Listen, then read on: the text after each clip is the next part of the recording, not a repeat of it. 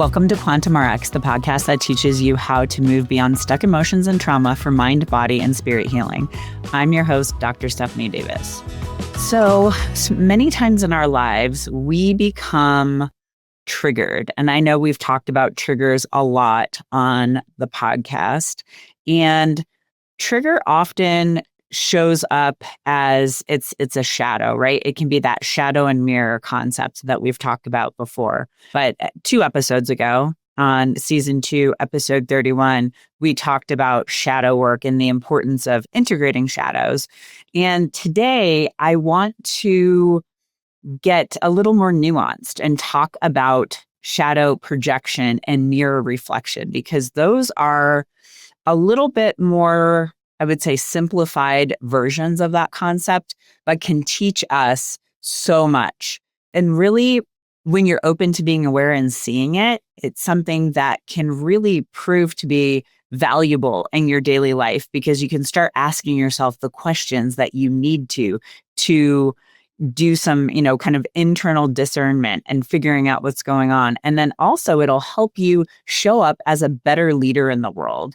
I know there are many of us who've had these triggering moments where somebody, for instance, you see somebody out there, in the world who, I'm going to use a work-related example. You might see somebody out there in the world who is doing similar work to you. And maybe in your mind, subconsciously, you are thinking that they're doing it better, but what comes out of your mouth and the way that you feel is more of the vein of, they're copying me, or they are, they're copying me. They are, they're not doing, or it might be the opposite. They're not doing it as well as me. I can't believe they're, dispensing this advice. And really that's coming from a shadow. That's coming from a shadow deep inside you that you need to integrate. There's many, many ways that this shows up, and we're going to talk about many of those today. So today, more specifically, we're going to cover the difference between shadow and reflection, how examples of shadow projection show up in life, and questions to help yourself become more aware and integrate your shadows. If you're curious as to if you have any stored emotions or trauma that might be causing your illness, preventing you from achieving your goals, or even just showing up as the best, most authentic version of yourself, I invite you to take my free stored emotions and trauma quiz, and you will find that link in the show notes. All right. So like I was saying before, shadow is a very interesting concept. And before we do anything else, let's dive into exactly, what is the shadow projection and mirror reflection, because it is very important, and I'd say very important to our human experience, but just self-leadership and being a human, is understanding that difference between projection and reflection, because it really does show us important things about ourselves. A key concept here is, that projection is important because it's tricky, because it hides in the shadows. And so let's talk about that. Projection happens when we unconsciously push something that we don't want to face in ourselves onto somebody else. I can say that in my world, I have experienced that to some extent, because it happens in that, either doctor, patient, or coach, mentor, client, types of, situations. It even happens in our day-to-day lives. I see it happen all the time when I am often with a group of women who are all, we'll say, quote unquote, trauma informed, or mentally and emotionally informed. And I say that with air quotes because I feel like a little information, it kind of makes you an armchair quarterback, to use a football metaphor, which we're going to be seeing a lot more in the upcoming episodes, because I really do think that football gives us it's a great reflection of life and helps us navigate lots of challenges. But that's a little aside. But yeah, when I'm with a group of women, I often hear them talk about these things, right? Or say, oh, this is blah, blah, blah, and you. And it's fascinating because I know a lot of these women on a deep level, and all of them have a lot of shadow and a lot of trauma to deal with. And they love to dispense the information or say, this is what's going on for you, but they're not addressing it in themselves. That's a pretty classic example. I also see it happen in family dynamics, same type of situation where you have people doing that same kind of thing, especially in close relationships. You'll see, like, I know in my world, I'm not going to name specifics, but I will have people in my life, more, I would say, not in my immediate household family, but elsewhere in my life, more, I don't want to say distant family members, but family members that aren't in my, my home right now. They will often try to, push their thoughts and their views on me, and I am really good at picking up on that. And they'll say, well, you do this because blah blah blah. And I'm not going to, again, I don't want to, give any too many dynamics, but it's like, I would say recently somebody kind of accused me of, I want to say it was to the akin to burying my head in the sand or ignoring things in the world. And it was really me saying, no, I choose to protect my peace and I choose to protect my subconscious mind and my energy by not consuming news, by not being on social media and scrolling for hours on end and listening to podcasts ad infinitum and, getting everyone else's opinions on the world. And then I also gave a further, piece of it of saying, when I do choose to engage in anything that's happening, I do it with a curious mind and a loving heart so that I'm not bringing judgment to the table. And this really triggered that person because they were trying to basically project onto me that they haven't done a lot of that inner work themselves and having that discernment, right? And so that's how it showed up there. So again, just to reiterate, projection is when we unconsciously push something we don't want to face further down into ourselves. And then, it retreats to the areas of our subconscious mind and we are, projecting it onto somebody else. And it's kind of a fascinating thing once you're aware of it to be like, oh my gosh, that just came out of my mouth. Is this a projection? That's something I do quite a bit. Reflection, on the other hand, is when life mirrors back to us a quality, whether it is like light or shadow, and it's already present, right? And it's ready to be seen. And that's where, the difference where we can see in somebody else something, whether it's a positive trait or a negative trait that is already present in us. And I find that when I'm working with people in the emotional space, trauma space, self-growth, leadership, all of that, working with the reflection is a lot easier for people, whether it is a positive or a negative or a light and a dark. I hate to say positive and negative, but that's the way the world interprets these things. They really aren't anything. Positive and negative comes from, feelings and attributes that we attribute to a quality, not because that's the way it is. It just is what it is. There's a lot of power in that phrase. So reflection is a little bit easier to address because you're like, oh, I see that, I see that in me. Like I was having a conversation with a friend the other day, and this friend's husband, or I shouldn't say husband, her father was going through some health, troubles. And we were talking about how another friend of ours had recently gone through that in the last couple of years. But we were saying how this particular friend is such a survivor. She's so resilient. She always finds a way. And it was interesting because I found myself identifying with that because I know that I have, had to be resilient in my life, and I've had to be a survivor because there have been moments when I have not been able, I didn't have, a safety net or a life preserver. Like I had to, make things happen in order for me to, kind of keep going and stay afloat.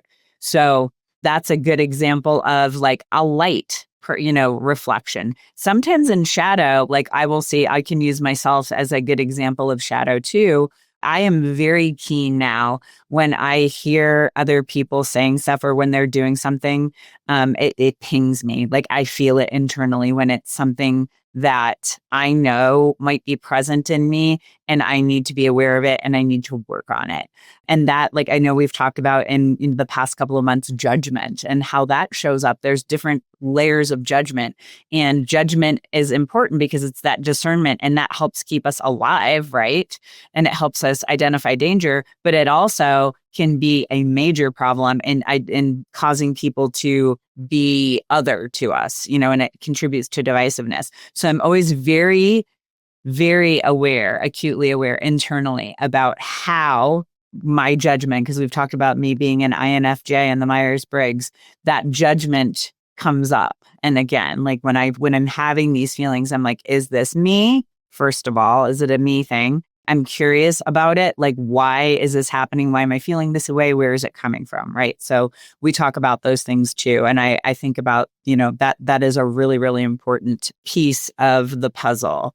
And so let's move on and talk about how those projections show up. And so it is, all of this stuff is very subtle. I will really want to impress that upon you. And it's awareness. It's awareness that allows us to identify and then also address and integrate these things. So number one, I'd say wanting to be seen, wanting to be acknowledged, wanting credibility is one thing, one way that it might show up. And again, that might be like the example I used earlier to go back to seeing somebody else in the same space as you, where, seeing them promote themselves or them like announce that they're going to go be a speaker at a conference or they're holding a retreat or something of that nature.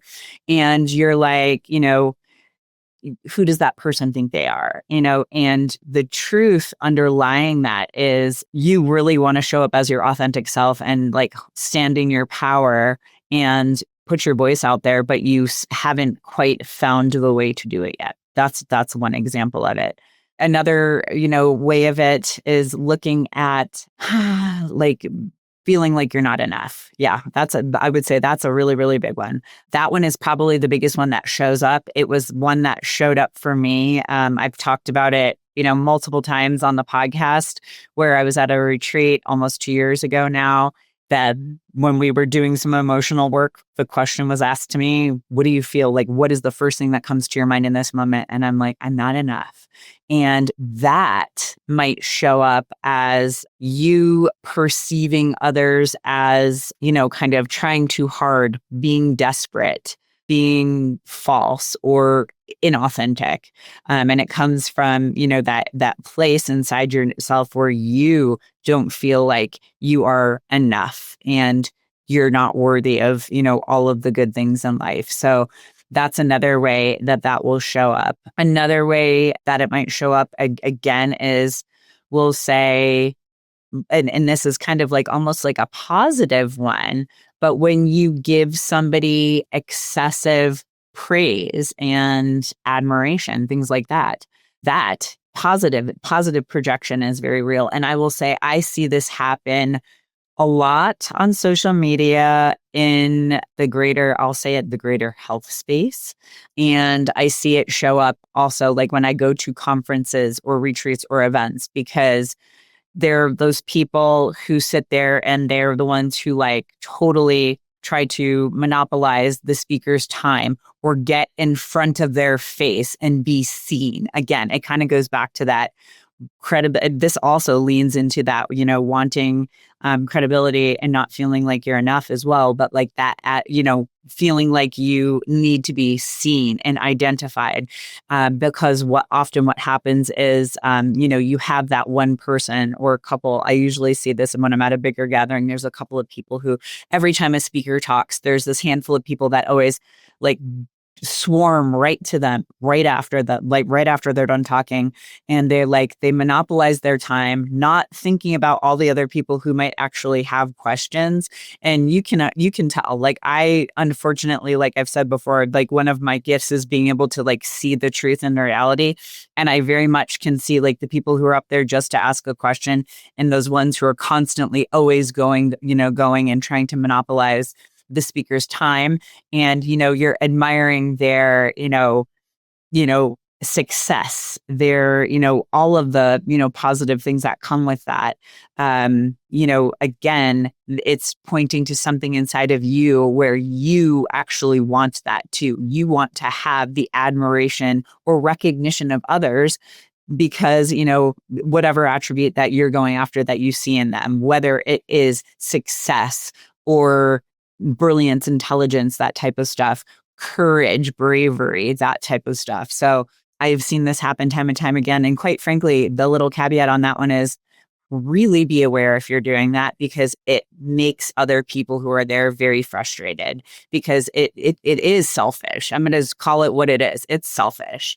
And you doing that, it reflects where you are, but it's also showing your lack of awareness that you're monopolizing the speaker's time. And a lot of times speakers will become aware of this too, because this is something that, as I've worked with people in those, those spaces, they're aware that certain people do this. And sometimes it actually makes speakers kind of feel uncomfortable, and they'll sometimes actively avoid those people. Like they'll see that person coming and they'll kind of walk away. I've actually watched this happen at conferences, and I watched a speaker run to the bathroom, and then this person chased them down into the bathroom and just kind of like waited for her to come out. And I was just like, oh my gosh, I cannot even believe that you're doing this. And this was after she had had several conversations with this person. Yeah, it's very fascinating. So that is just, be aware, because not only are you possibly making that, that person who you quote unquote admire feel uncomfortable, but you're also, preventing other people from, having interactions. If it's something like that live event, you'll see it happen on social media too, where people float a lot of sunshine. I always say float a lot of sunshine up your, ass. That's kind of one of those funny things that, you're just like, oh, you're amazing. I love your work. And you know what? It's one thing if that's coming from a truly authentic place, because I know that if I, before Jane Goodall passed away, earlier this month, well, now you guys are going to be listening to this in November. It's currently October. Yeah. When she passed away, like I probably would have, like, I have admired her since I found out who she was when I was a kid. Like lifelong, I have had so much admiration for her and the work that she's done.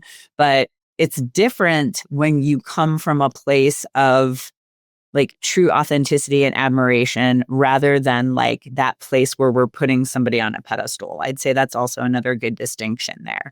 So those are some of the ways where where projection can show up. It also shows up in criticism, right? When you criticize people often, it's like a lot of times it's coming from a place of being needy. It can come from a place of like when you say, oh, that person's being needy. Or if you are, somebody who, if you're saying like, that person's like really disorganized. And, lots of times that comes from a place of your own internal disorganization, or not creating systems for yourself in business or in life.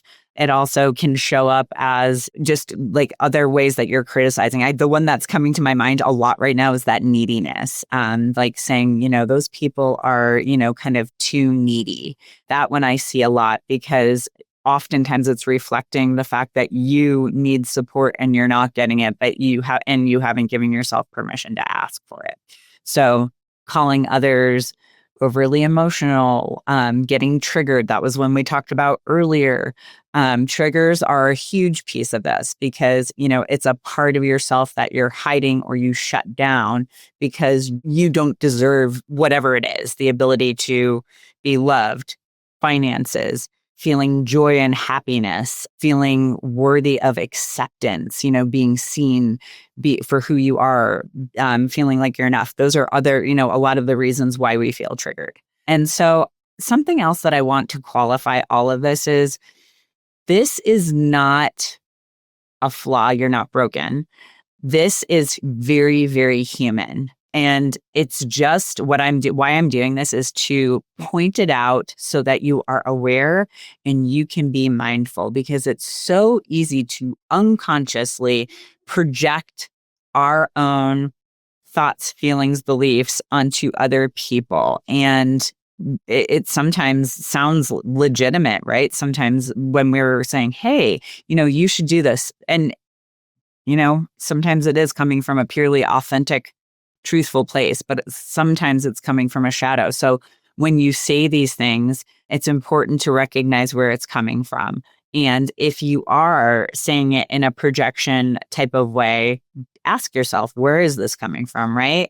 It is our responsibility to do this inner work so that we can show up. Again, we're talking a lot. There's going to be so many themes of responsibility and leadership. You owe it to yourself, your family, the people who work, with you, for you, if you're a business owner, friends, everyone in your life, to, know what is yours, truly yours, versus things that you're getting triggered by in other people. I always talk about the what's yours is yours and what's mine is mine type of thing. That is huge here. It is really, really important. You need to have that awareness and that mindfulness to ask yourself these things and ask yourself where they're coming from. So again, like I said, not a flaw. Here are some ways to kind of work through it and integrate it. Biggest one, and I've talked about this before with regard to triggers, like why is somebody's actions or behavior triggering you? Ask yourself, why does this bother you so much? Being responsible for how you say things. It's like you can say like responsibility in your language. So that would be shifting from using language like they made me feel this way, which is an external source, to I felt, because it's shifting the responsibility from them or they to you. I have people do the mirror exercise a lot, right? And I often will have people go through a series of statements and figure out which ones ping them and find it. Where is it? Where is it in you? Where is this alive in you? Look for that feeling. You could ask yourself, I try to get very specific when I'm working with people. So I'm going to give you a generic example, but like, I deserve love, or I love myself. If you are looking in the mirror, especially doing this exercise, and it pings you somewhere, that means somewhere inside you, you don't feel worthy of love. So like identify where that is. You could use finances. I deserve to have wealth in my life. I deserve to be wealthy. Those types of questions that could show up. If it pings you, go digging. Why is that happening? Why do I have this feeling? What part of me am I suppressing? So those are, big pieces of the puzzle. Also, acknowledging when something's happening, I'd say light or shadow for somebody. And you can say, that I have this too. And that's okay, because you're acknowledging that none of us are perfect, right? And that makes us more connected and more human. And then the last piece of it is just don't shame yourself for feeling this way. This is, like I said before, completely normal.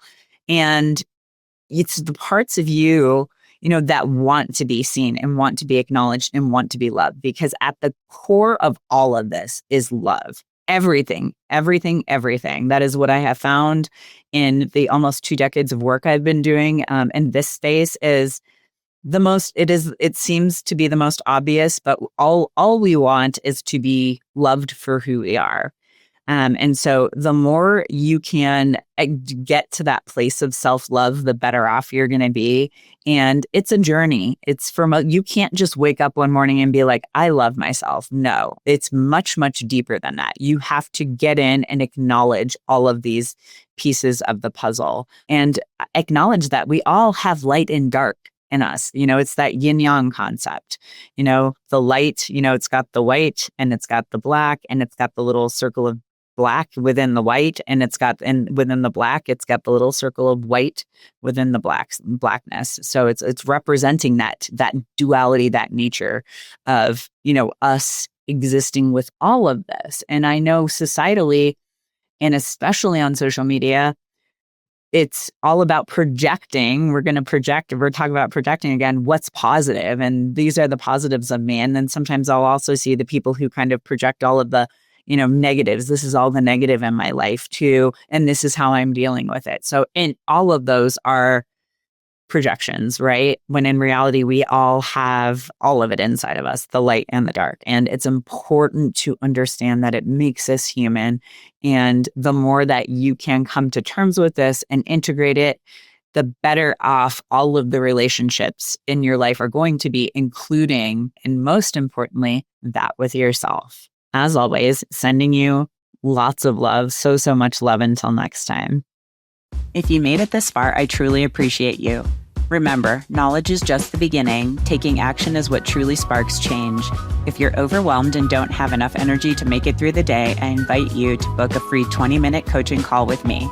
It's a no-obligation chat where we can discuss your health goals and how I might be able to help you achieve them. Visit the link in the episode description to book that call. Until next time, keep striving for wellness, and remember, you have the power to not just survive, but thrive in motherhood.